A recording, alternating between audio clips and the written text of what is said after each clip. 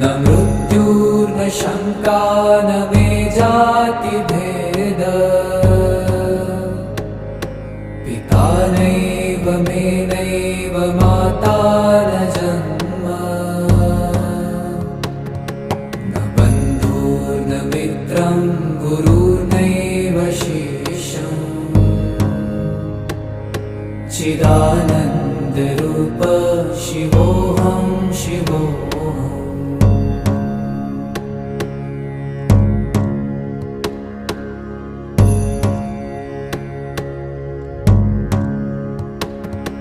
अहं निर्विकल्प